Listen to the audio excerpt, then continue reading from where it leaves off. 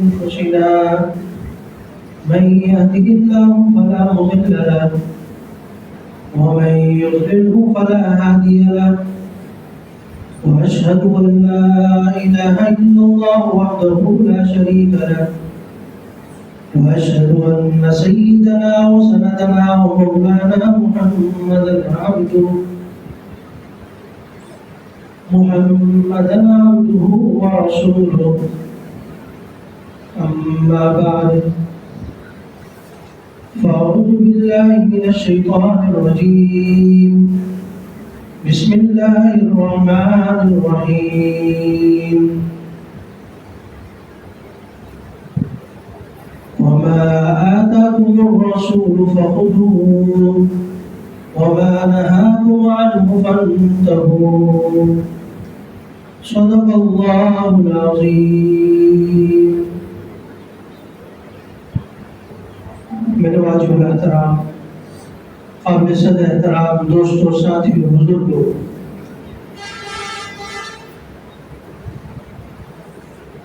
سفر المظفر کا مہینہ آج شام سے انشاءاللہ شروع ہو جائے گا.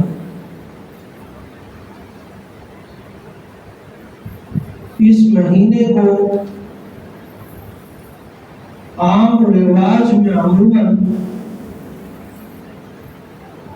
خاص اہمیت یا خاص اس کی افادیت یا اس کے اندر ہونے والے معاملات کو نظر انداز کر کے چھوڑ دیا جاتا ہے،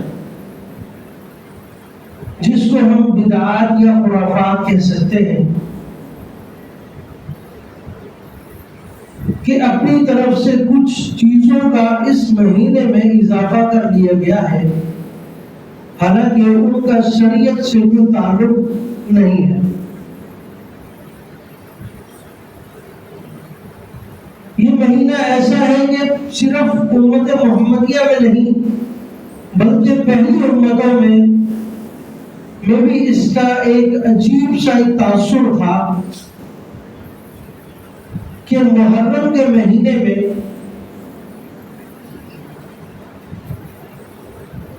اشہر حرم میں جو مہینے آتے تھے ان میں محرم تھا،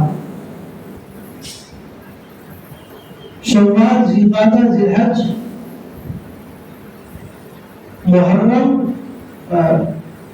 ذوالقعدہ، ذوالحج، محرم اور رجب. یہ وہ مہینے ہیں جن کو اشہر حرم کہا جاتا ہے. تو یہودی لوگ بھی، پہلے کے لوگ بھی، پہلی امتیں بھی محرم کے مہینے کو اتنا طویل کر دیتے تھے کہ سفر کا مہینہ بھی اس کے اندر شامل ہو جاتا تھا.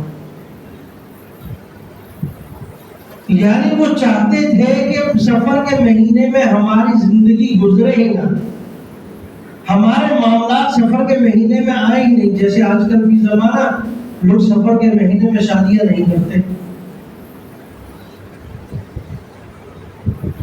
سفر کہتے ہیں صفر سے ہے. اس طرح کی خرافات چلتی آ رہی ہیں، حالانکہ ایسی کوئی بات نہیں ہے کہ یہ عظیم واقعات وہ سفر کے مہینے میں ہوئے.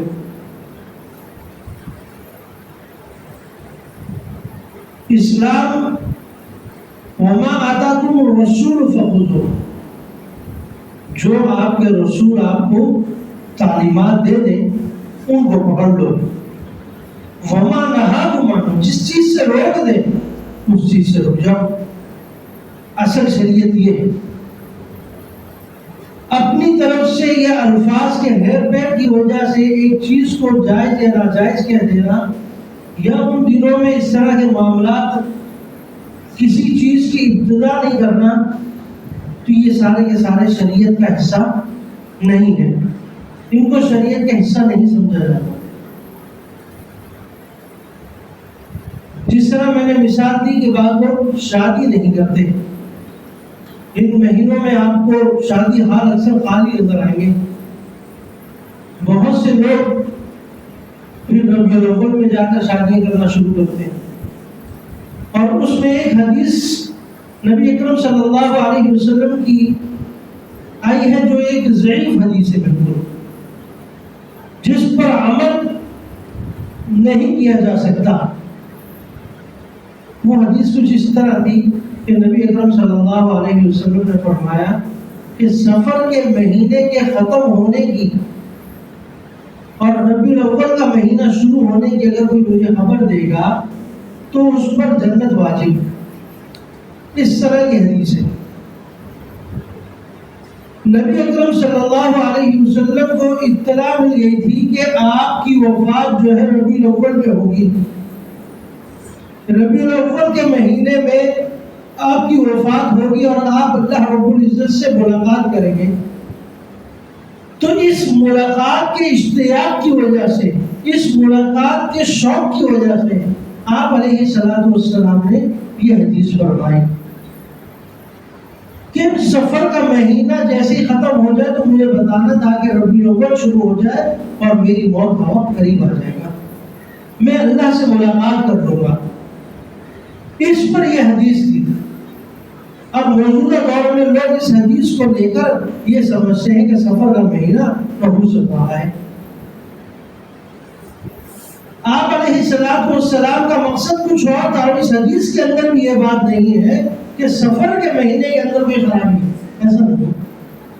آپ کو تو ایک اشتیاق تھا اللہ سے ملنے کا، اللہ سے ملاقات کا، اس پر کہا تھا کہ جو مجھے اس کی خوشخبری دے گا، خبر بتائے گا کہ سفر کا مہینہ ختم ہو گیا، ربیع الاول شروع ہو گیا، اس کا مطلب ہے کہ میں اللہ سے ملاقات کرنے والا ہوں۔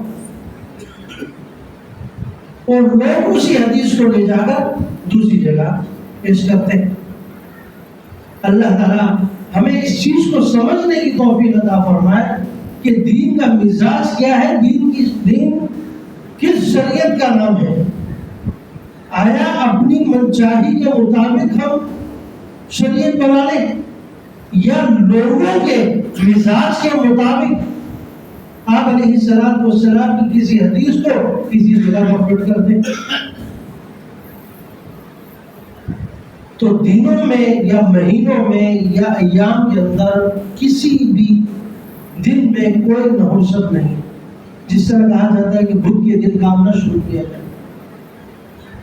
حالانکہ بہت عجیب بات ہے، لوگوں میں یہ مشہور ہے، اور ہمارے 99% مدارس کے اندر بدھ کے دن ہی درس کا افتتاح ہوتا ہے۔ جس سال آغاز کیا جاتا ہے تو بدھ کے اندر ہی کیا جاتا ہے، کیونکہ بزرگوں کا اس چیز پر کئی سالوں سے ایک تجربہ رہا ہے کہ جو کام بدھ کے دن سے شروع کیا جائے اللہ رب العزت اس میں برکت دیتے ہیں اور وہ کام پائے تکمیل تک پہنچتا ہے۔ آج ہمارے مدارس میں یہ چیز بہت زیادہ ہے۔ بعض مرتبہ اس چیز کو ذرا آگے پیچھے کر دیا جاتا ہے، جس میں دنوں کا کوئی معاملہ آ جائے یا دن بہت زیادہ چھٹیاں ہو جائیں تو اس میں کبھی اتوار کو شروع کر دیا، کبھی کسی اور دن کو، لیکن کوشش یہ ہوتی ہے ہر استاذ کی کہ وہ بدھ کے دن اپنی کتاب کا آغاز کرے،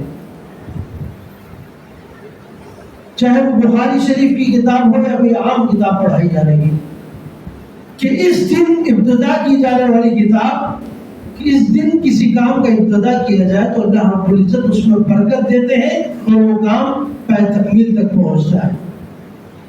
اور اسی کے برعکس عوام الناس میں دیکھا جائے تو وہ کہتے ہیں کہ بدھ کے دن کوئی کام نہ کیا جائے، منگل کے دن کو کوئی منگل سنگل وہ اس سے تعبیر کر دیتے ہیں زنجیر کے ساتھ۔ عجیب اپنے طرف سے اس طرح کی چیزیں پیدا کرتے جا رہے ہیں جو شریعت کے اندر ہے ہی نہیں۔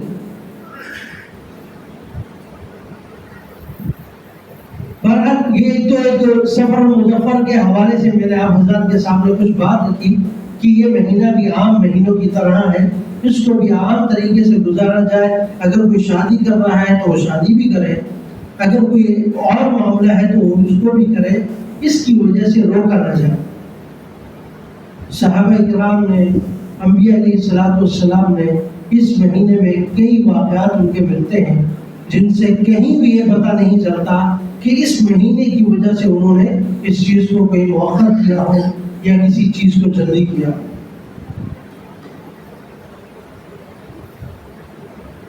اللہ رب العزت نے دین اسلام کے اندر ایک معاشرے میں زندگی گزارنے کے رہنما اصول بتائے. اس میں مسلمان اور عیسائی، کافر، یہودی، ہندو، شیعہ، جتنے بھی لوگ ہیں سب ایک ہی کیٹیگری میں آتے ہیں حقوق کے اعتبار سے. ان کے ساتھ برابری کا معاملہ یہ ہماری شریعت بتاتی ہے.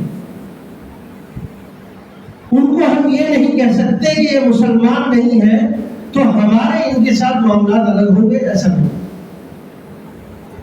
حضرت عمر رضی اللہ تعالیٰ عنہ ایک جگہ سے گزر رہے تھے تو ایک گداگر فقیر دیکھا، وہ ضعیف ہو چکا ہے اور ضعف کی وجہ سے اب کمانے کے لائق نہیں ہے تو مانگ رہا تھا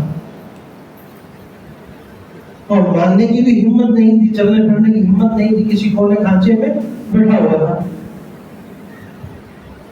آپ ان کے پاس تشریف لے جاتے ہیں اور فرماتے ہیں کہ تجھے کیا ہوا، اس حالت میں کیوں آ گیا؟ کہنے لگا کہ میں جزیہ دے دے کر اب میرے پاس کچھ باقی بچا نہیں ہے کہ میں اپنی زندگی گزار سکوں، اب مجبوراً مانگنے پر آ گیا ہوں. اس یہودی کو فوراً لیا اور اپنے ساتھ دارالامان میں لائے اور وہاں سے اس کے لیے ایک وظیفہ جاری کیا کہ اس طرح کے یہودی جو ہیں ان سے جزیہ بھی نہ لیا جائے. وہ تو تھا ہی فقیر، اس سے جزیہ کیا لیتے، بلکہ ایک قانون بنا دیا کہ جو غیر مسلم ہو، ہمارے ملک میں رہتا ہو اور اس حالت میں ہو کہ وہ ادا نہ کر سکے تو اسے جزیہ نہ دیا جائے. اس کے لیے ایک وظیفہ مقرر کر دیا اور یہ قانون بنا دیے کہ آئندہ اس طرح کے جتنے بھی فقراء ہیں ان سب سے جزیہ نہ لیا جائے اگر کوئی غربت کی حالت تک پہنچ جاتا ہے. ان کو ایک وظیفہ مقرر کیا جائے. کیونکہ پہلے زمانے میں، آج کل تو یہ فضا عام نہیں ہے، ہمارے ملکوں میں نہیں لیا جاتا کیونکہ کوئی قانون نام کی چیز نہیں ہے، ورنہ غیر مسلموں پر جزیہ ہے، تاوان دیا جاتا ہے. جزیہ جس کو ٹیکس کہا جاتا ہے، آج ہم لوگ جس طرح دیتے ہیں اس طرح وہ ہمارے ملک میں رہنے کا ٹیکس ادا کرتے تھے پہلے. اس ٹیکس کی وجہ سے ان کے جتنے معاملات ہیں ان سب میں پھر وہ آزاد ہوتے تھے.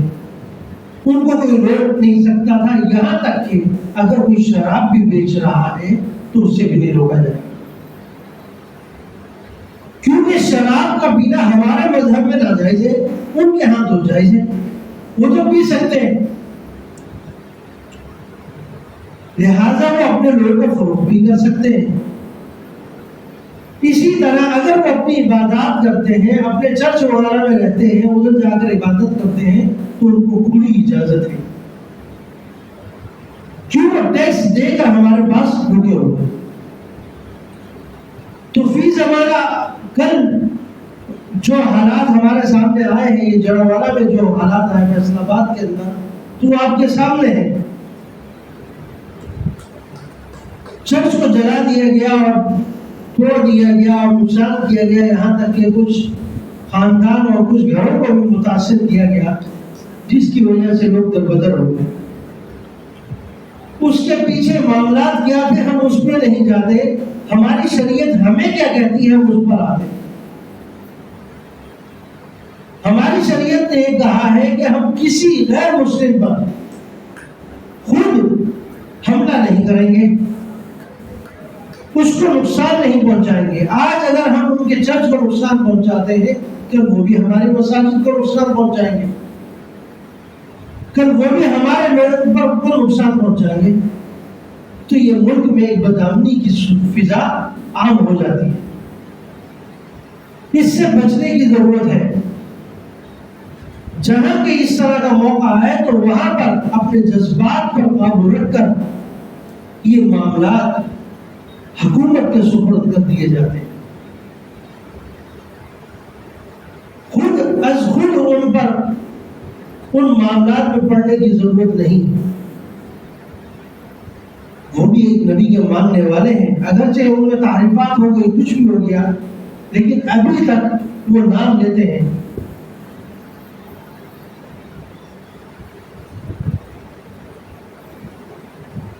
تو جس طریقے سے وہ جس نبی کو مانتے ہیں ہم بھی اس نبی کو مانتے ہیں. اختلافات یا معاملات جیسے بھی ہو ان چیزوں کی طرف نہیں جانا. ہماری شریعت، ہمارا قانون ہمیں کس چیز کی طرف راغب کرتا ہے، ہم نے اس چیز کو دیکھنا ہے، اور وہ یہ ہے کہ کسی کی املاک کو نقصان نہ پہنچایا جائے، کسی کی عبادت گاہوں کو نقصان نہ پہنچایا جائے، کسی کے گھروں کو نقصان نہ پہنچایا جائے، کسی کی جان کو نقصان نہ پہنچایا جائے. توہین قرآن اگر کسی نے کیا ہے تو وہ ایک فرد ہوگا، 2 فرد ہوں گے، باقی لوگ تو اس کے موافق نہیں تھے یا اس کے ساتھ نہیں تھے. تو چند لوگوں کی وجہ سے، چند لوگوں کے جرم کی وجہ سے بقیہ کو سزا دینا ہماری شریعت اس کی اجازت نہیں دیتی. اور کفر یہی چاہتا ہے، کفر یہی چاہتا ہے کہ یہ مسلمانوں کو اس طرح بدامنی پھیلا دی جائے کہ کچھ لوگ ان کے خلاف ہو جائے اور یہ چیز اتنی عام ہو جائے. پھر جیسے میں نے پچھلے جمعے میں عرض کیا تھا کہ جس طرح عراق اور شام میں معاملات ہاتھوں سے نکل گئے، پھر یہ بھی ملک سے، ہمارے ہاتھوں سے بھی یہ پاکستان نکل جائے. سب سے پہلے کوشش یہی ہوتی ہے کہ اندر سے ملک کو ختم کیا جائے، عوام الناس سے ملک کی عظمت اور محبت کو نکالا جائے. صدام حسین کے ساتھ یہی ہوا تھا، اس کی محبت، اس کے اتفاق کو ختم کیا گیا. عوام اس کے خلاف ہوئی، جب عوام اس کے خلاف ہو گئی تو باہر والوں کو موقع ملا، انہوں نے حملہ کیا. آج پاکستان کے اندر یہ چیزیں عام کی جا رہی ہیں کہ مسلمان جذباتی ہو گئے، اپنے جذبات پر قابو نہ رکھ کر فوراً قانون کو ہاتھ میں لے لیتے ہیں اور اس کے نتائج پھر غلط ثابت ہوتے ہیں.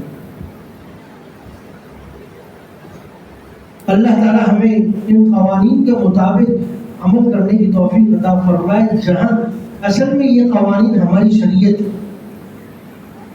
یہ قوانین ہماری شریعت ہے. شریعت کے اندر یہ آیا ہے کہ آپ نے ریاست کے خلاف نہیں جانا. ریاست چلانے والے جیسے لوگ بھی ہوں، شریعت ہمیں یہ نہیں کہتی کہ چلانے والے شرابی ہیں یا کبابی ہیں یا صوم و صلات کے پابند نہیں ہیں، ہم ان کی بات کیوں مانیں. شریعت کہتی ہے وہ ریاست ہے، ریاست کے اندر جو بھی آئے گا اس کی بات کو مانا جائے گا. ہاں اگر وہ صراحتاً قرآن حدیث کے خلاف آ رہی ہے تو پھر علماء کرام کی بات سن کر اس کے مطابق پھر ایکشن لیا جائے گا. لیکن جن چیزوں میں وہ قرآن و حدیث سے منحرف نہیں ہوتے تو ان میں ان کی بات ماننی ضروری ہے. جس طرح ایک والد ہے، شریعت میں آیا ہے کہ آپ اپنے والد کے خلاف کبھی ایکشن نہ لیں، کبھی اس کے خلاف بات نہ کریں جب تک وہ آپ کو کسی شرعی حکم یا شریعت کے خلاف چلنے کا نہ کہے. ہاں جب شریعت کی معاملہ آ جائے تو وہاں پر پھر خاموش رہنا، وہاں بھی بدتمیزی کرنے کی اجازت نہیں. ایک مسلمان کو اپنے والد کے سامنے اگر وہ شریعت کے مخالف بھی حکم دے رہا ہے تو بدتمیزی کرنے کی اجازت نہیں. اللہ تعالیٰ ہمیں شریعت کے مزاج کو سمجھ کر اس کے مطابق زندگی گزارنے والا ہے. وما علینا الا البلاغ.